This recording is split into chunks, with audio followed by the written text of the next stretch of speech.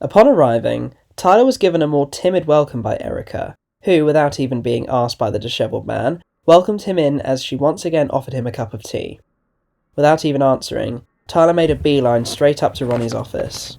He was greeted with a silent stare of disappointment and crossed arms, closing the door and taking a seat. "Did I say you could sit down, geez?" said Ronnie. Tyler did not reply. "Jesus, you look awful. When was the last time you showered or had a good night's sleep?" "I showered this afternoon and I slept for about an hour last night," said Tyler. "How about you?" "Stayed up till about 4, half hoping you'd finally call me up. What have you got?" Tyler took the folder of photographs he had yet to show Ronnie out of his folder and handed it over. First up were the ones of the very faded-out woman by the car, still being a long way from fully developing. "She's a bit unclear, ain't she?" said Ronnie. "They aren't finished yet," said Tyler. "You've been pressing me so much I had to show you what I've managed to do so far. Really wanted to get them right before showing you." "What, because they look like that bird from the station?" Tyler had no response. He hadn't noticed in the darkroom, but upon catching a glimpse of the photographs upside down, he realised that the ghostly figure at the very least resembled the woman he had named Fabienne, with a very faint shadowy slit appearing around her neck. "Yes," Tyler snappily replied after the uncomfortable silence. I had to recapture her. I haven't seen her since Southend Central." "Why'd you include colour versions of the Southend ones?" asked Ronnie. "I've thought of a twist in the tale. I thought I was the weary, dusty, travelling photographer stalking her after taking an interest, but she was stalking me. I saw her at Chalkwell, I saw her at Southend, but then I finally saw her outside my own house next to my car.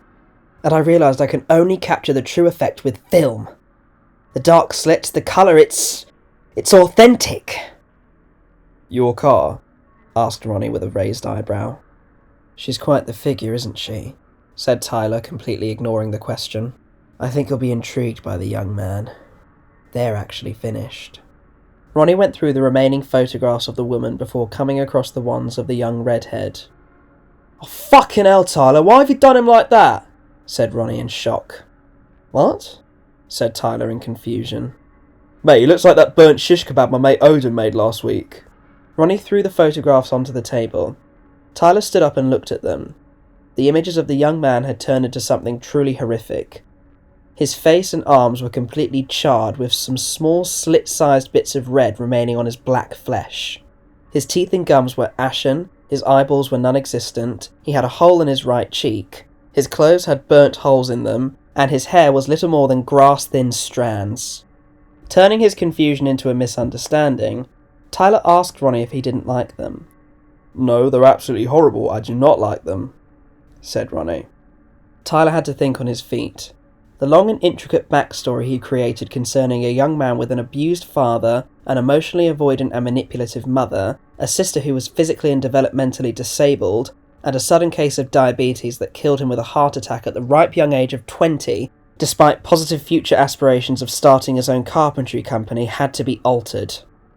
In complete improvisation mode, Tyler invented a story on the spot about how not even a week after buying the car, and 2 weeks after moving in with his girlfriend he had been with since high school, the young man named Bradley was involved in a scuffle at the local pub where he was doused in 75% alcohol, set on fire, and ran through the streets burning to death, begging for someone to help him.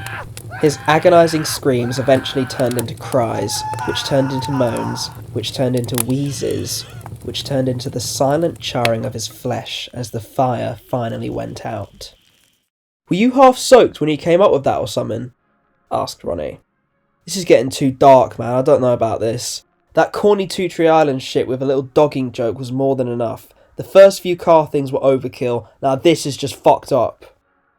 "Well, I don't want corny Two Tree Island shit or overkill," snarled Tyler. "I want to tell real gut-wrenching, mind-altering stories like I did when I dealt with the real world around me. I exposed the true, raw shadiness of humanity and the underlying tragedy every human being experiences, no matter who they are or how happy they gaily claim to be. This is a chance that we won't get again. The council will get rid of that thing eventually, so we might as well use it while we can!" Repulsed, Ronnie reluctantly went over the photographs that featured the ghostly image of the child under the car while the other boys were jumping on it and running away from Tyler. "What the hell's going on here?" asked Ronnie. "The ghost of the boy that Fabienne killed," said Tyler. "That she killed?" "Yes.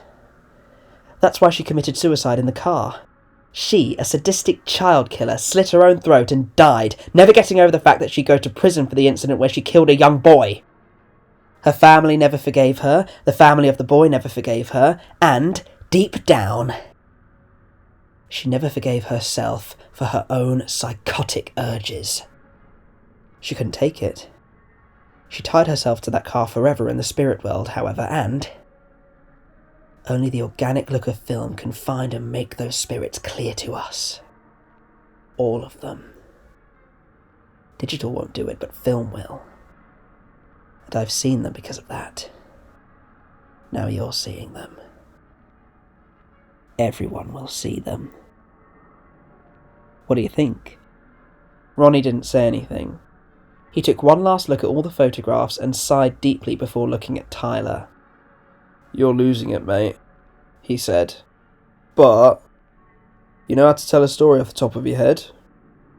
The two finally sat down and discussed setting up the gallery in full, with Ronnie calling the gallery owner as Tyler attempted to leave the house.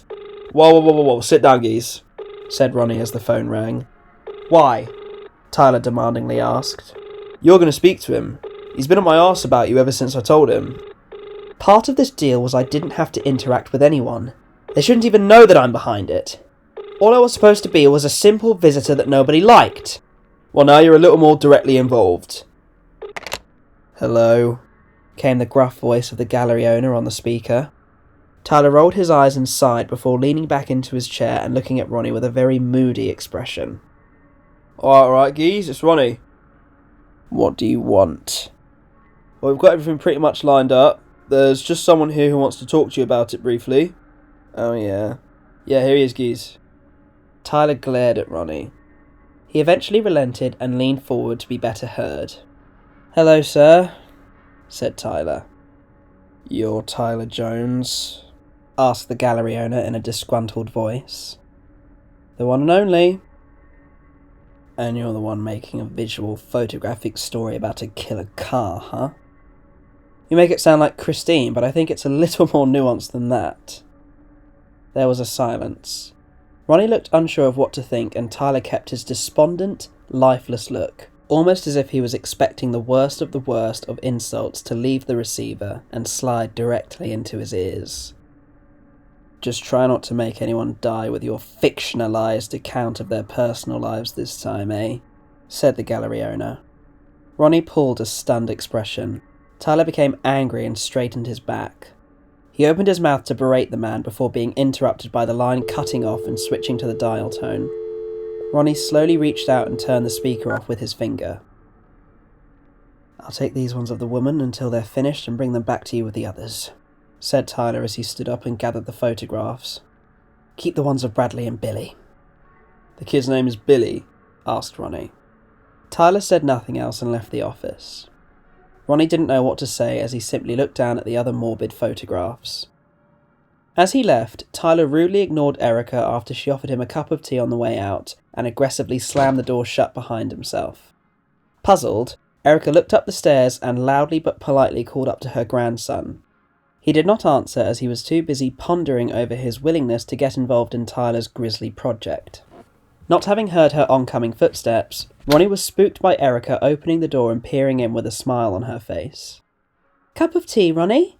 she asked. "Yes, please, Nan," said Ronnie. Returning to Westcliff, Tyler at first thought of going to see the car. When he got closer, he realised he had no impulse to do so. If anything, he felt like he was fighting with himself not to, constantly stopping and changing directions like he was some kind of lost traveller that wasn't even sure of the potential destination.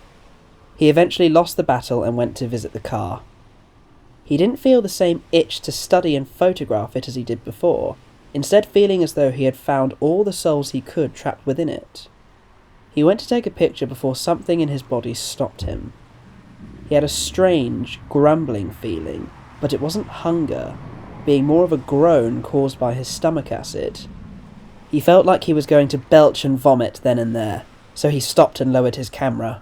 He looked around to find that nobody was looking at and whispering about him as he had felt them doing so before. He looked back at the car, and much to his disgust he could still see the stains from his orgasm on the charred back seats. When he looked away again, he almost had a heart attack from the shock of the sight. Standing by the front of the car was his muse, nicknamed Fabienne. She was looking straight ahead, her hair no longer in a ponytail as it was blown around wildly by the wind. The photographer's itch returned. Like a cowboy in a duel, Tyler very slowly reached for his camera, clutched it tight, raised it up slightly, and, just as the woman turned to face him, Tyler snapped a picture of her without even putting the sight to his eye or checking the focus. They continued to stare at one another, uninterrupted, until a particularly loud beep from a car distracted Tyler, causing him to turn away for a split second before looking back where Fabienne was. She was already halfway through crossing the street very slowly, with the car beeping that distracted Tyler originating from a driver angrily beeping at the woman to hurry up. Once she was out of their way, the driver sped off and Fabienne reached the other side of the road. Tyler was tempted to take more photographs of her, but was unable to do so. He let her walk away out of sight, but still imprinted deep in his mind. Tyler returned to his flat and entered the darkroom.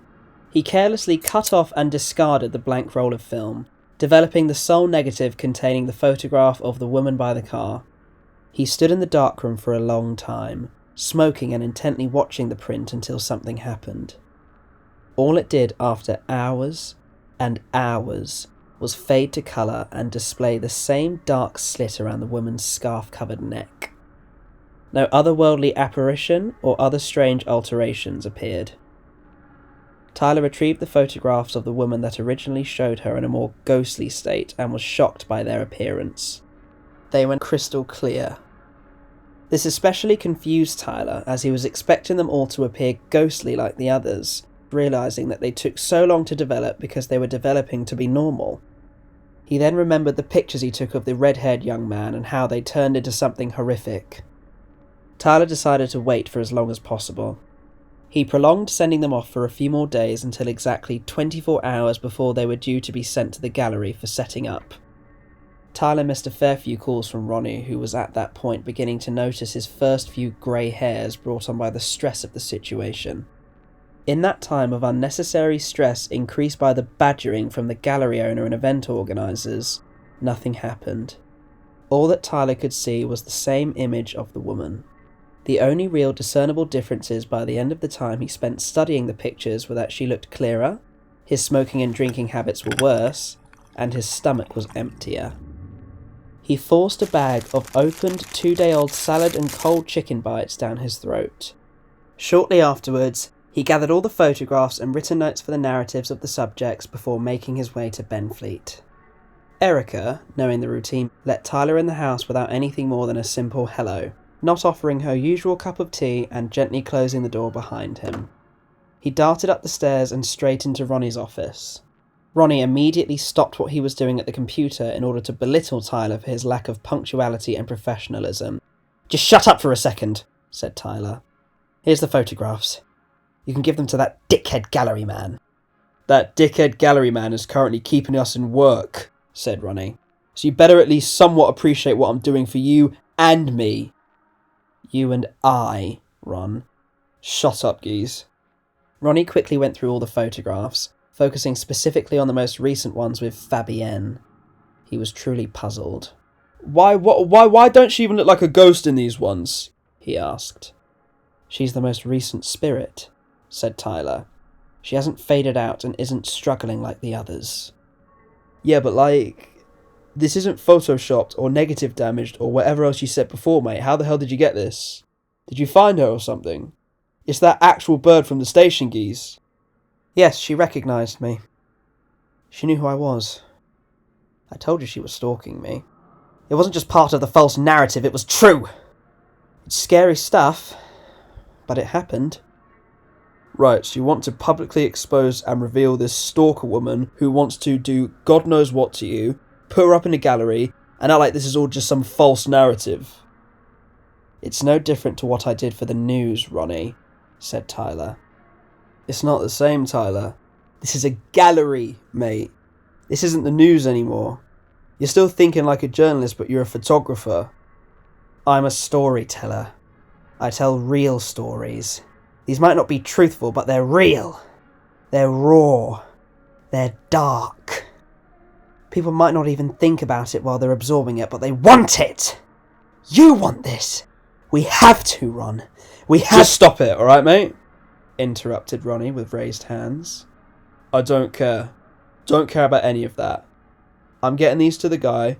We're making prints. Hopefully people will suck it up. We sell some of the prints. We end this.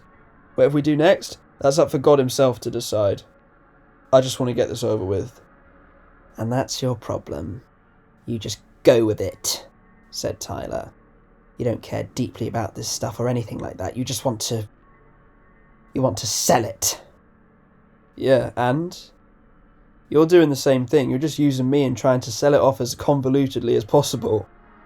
Chill out, get some sleep, have a shower, be ready in a couple of days. Don't make a fucking fool of yourself. Alright? Tyler was speechless. It was the first time he felt truly owned by another individual since he was given a thrashing by one of his former freelance editors for the article he wrote about the editor's own wife having an affair with Robert Downey Jr.'s sister Allison. Tyler said nothing else, stood up, and left peacefully. Later that night, Tyler slept in his own bed for the first time in a long time, no longer residing on the floor next to the balcony door, the couch, or the head of the dining table. Regardless, the familiar level of comfort he longed for didn't help him sleep any easier.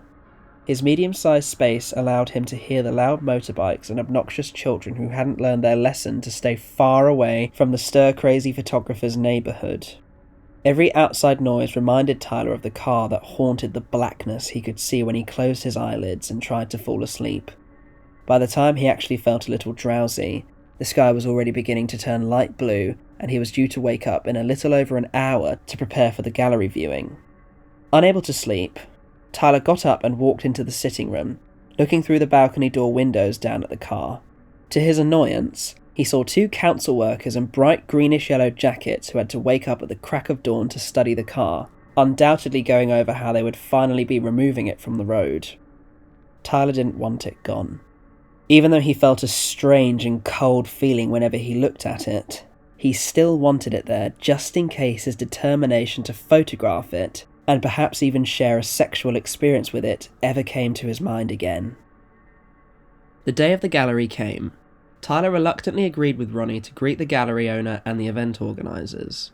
The latter two were none the wiser to Tyler's role in the gallery, being under the impression he was slowly trying to relaunch his career as a journalist by writing an article about the gallery for the Sunday Times. As the gallery owner was already well aware of Tyler's involvement, the two didn't even make eye contact once, with Ronnie managing to ease the tension by formally welcoming Tyler inside as the first viewer. Ronnie took some fake money from Tyler in exchange for a stamp to come in and out as he pleased. As Tyler had anxiously hoped for and evidently predicted, with some new visitors paying full price, and others who had been at the questionable art show for Ronnie's cousin paying half price after showing proof of their prior admission. One lady who had forgotten her proof of admission was almost allowed into the building by Ronnie, but this was quickly stopped by the owner, who firmly ordered Ronnie to charge her full price. Although Ronnie was kind enough to get Erica to slip the woman some money to recompense her. A group of teenagers who hadn't attended the prior event tried the same trick, but Ronnie saw right through it and they paid full price to enter. All the teens did was insult the gallery, generally causing a scene while being glared at by the security and Tyler, who took an especially strong disliking of the young men and women as he silently admired his own work. The reactions Tyler's work received, as well as the silent observations people who recognised him were making under their breath, gave him a warmness and egotistical boost that he hadn't felt in a very long time. One older man sarcastically remarked to his wife that Tyler would falsify a story about the gallery, something Tyler found ironic humour in. When the evening came, the gallery reached its peak of visitors and there was very little room to breathe, let alone walk in. The variety of reactions from sadness over the young child pinned under the car, to the repulsion at the sight of the charred young man proudly posing in front of it, left Tyler feeling satisfied. He took some pleasure in the gallery owner glaring at him from a distance as he whispered to his colleagues about something undoubtedly unpleasant. There were gasps at various points, as well as a sigh of sympathy when a group of women in their 50s saw the photographs of the child and read the accompanying story, with one of them muttering about the connection between the woman and the boy. One of them felt faint and had to put a hand to her chest after seeing the charred face of the young man. Another felt cold and creeped out by the old man with sunken eyes. A German exchange student took a fascination with the ones of the homeless man as he read the accompanying story on the wall intently. Although it was only for a few seconds before the crowd obscured his vision, Tyler could have sworn he saw Fabienne casually walking past as she admired the photographs. He rubbed his eyes and slapped his head a couple of times. A young couple noticed his odd behaviour as he looked around like a curious meerkat. He finally spotted the woman once again as she looked at and gently held out her hand to touch the photograph of the boy pinned under the car. It took Tyler a moment, but as soon as the tip of the woman's finger touched the photograph's frame, he sprung into action, barging past everyone and causing a scene as he desperately tried to reach the woman. He was stopped by a security guard who noticed him. Let go of me! Tyler demanded. Why don't you step outside for some fresh air, mate? Said the guard. Tyler, you alright, geez? Said Ronnie. Let go! Tyler yelled. He aggressively shoved the security guard away and barged through the muttering crowd towards the photograph where Fabienne was. But she was already gone. He looked around desperately as his vision began to blur from the adrenaline and panic overwhelming his mind. He saw guards and Ronnie coming from all angles before finally seeing the back of the woman's head looking at the photographs of herself next to the car. You, Tyler whispered to himself. Tyler rushed through the crowd to reach Fabienne and grabbed her by the shoulders. He forcefully turned her around and shook her back and forth like a rag doll. It wasn't the same woman, however, instead being a similar-looking, scared and confused younger woman who was simply admiring the gallery. Stop it! The woman cried. You're hurting me! Let go, mate! Yelled another man. Tyler released his grip on the woman and pushed the man away. A guard attempted to grab Tyler, so he slipped away and ran deeper into the crowd in a desperate attempt to avoid punishment. As he did, a very gentle grab of his arm from within the forest of dozens of other arms somehow stopped him. Stuck in a running position as the crowd backed away, Tyler could feel the person holding him in place move closer. Everything around him began to dimmer and the faces of everyone staring at him as they formed a circle around him began to melt off or blur beyond recognition. Tyler was alone in what was slowly becoming a void of darkness. An intense spotlight shone around him. "Why'd you make me out to be some kind of cold-blooded murderer?" said a faint and feminine voice like a ghost. "It was a manslaughter charge I was facing." Tyler managed to unfreeze and stand straight. He slowly turned to face the woman as she let go and made direct eye contact with her. It was the very same woman in the photographs that he had first seen at Chalkwell Station. She backed away into the crowd and the approaching guards began to move in, snapping Tyler out of his daze and returning everything to normal as they aggressively grabbed him. He was forcefully pulled towards the exit with no further resistance. To further humiliate Tyler, the gallery's owner slipped £10 into a guard's jacket pocket and whispered in his ear to throw Tyler onto the ground outside. The bribed guard stepped out and made it look like he was further resisting before shoving the disgraced photographer to the ground. "See you in court, Mr. Jones," said the guard. The doors to the gallery slammed shut. After some apologies, the show continued without Tyler's presence. He continued to look into the building, unnerving some of the viewers as he desperately tried to fish out Fabienne, who he was convinced was still lurking in the forest of people. Unable to find her, he eventually walked away in disgrace. Shortly afterwards, Ronnie quickly burst out of the building to call after and chase down his associate. With a heavy sigh, Tyler stopped and turned to face Ronnie. "Mate, what the fuck happened in there?" said Ronnie. "I saw her, Ronnie," hissed Tyler. "Saw who? Your mother?" "Shut up, you fucking idiot! I saw the woman in the photographs." "What, she stalked you here?" "She was never stalking me, Ronnie." "So you were stalking her, she got pissed off, now she's here to ruin the gallery." Oh, believe me, I really, really, really wish it was that simple. Well, tell us about it then. Tyler took a deep breath, rubbed his face and brushed his hair back, before taking a moment to finally tell Ronnie the truth. When trying to explain how he did not create the images, but rather they created themselves by what Tyler suspected was supernatural means, Ronnie began to slowly make more space between himself and Tyler, looking more like he thought the photographer needed to be sectioned as opposed to simply getting a good night's sleep. "You don't believe me, do you?" said Tyler. "Mate, I think you just need to relax," said Ronnie as he raised his arms slightly.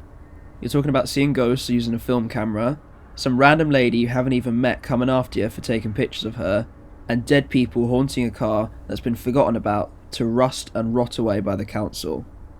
It sounds a bit fucking mental." "Of course I admit that, genius! It's fucking loopy, let alone mental! But I've been chosen. For whatever reason, my film camera and my mind are drawn to these things. I'm drawn to that car and the owners are taking me on a ride to the fucking loony bin!